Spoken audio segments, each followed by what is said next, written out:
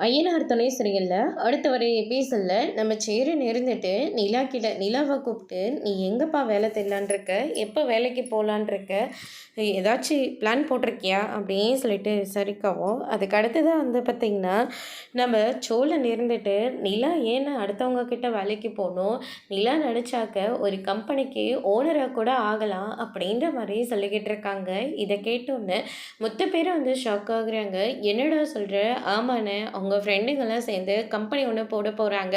அதுக்கு அவங்களுக்கு ஒரு 5,00,000 கொடுத்துருக்காங்க. 5,00,000 இருந்தால் நம்ம நிலா ஓனர் தாங்க." அப்படின்ற மாதிரி சொல்லிக்கிட்டு இருக்காங்க.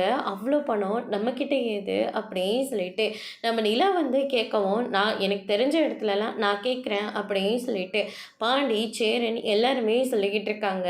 "நம்ம ஏன் எல்லாருக்கிட்டையும் கடன் கேட்டிருக்கணும்? பேசாமல் இந்த வீட்டை நம்ம அடமானத்துக்கு போட்டுடலாமா?" அப்படின்னு சொல்லிட்டு பாண்டி வந்து சொல்லிக்கிட்டு இருக்காங்க.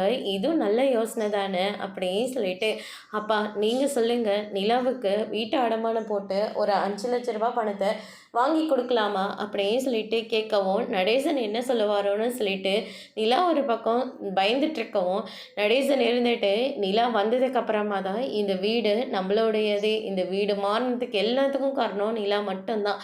நிலாவுக்காக நான் இது கூட செய்ய மாட்டேனா?" அப்படின்னு சொல்லிட்டு நடேசன் வந்து சொல்கிறாங்க. அதுக்கு அடுத்ததாக சோழன் இருந்துட்டு, "அப்படின்னா வீட்டை மாற்றிட வேண்டியது தான்." அப்படின்ற மாதிரி சொல்லிக்கிட்டு இருக்காங்க சோழன்.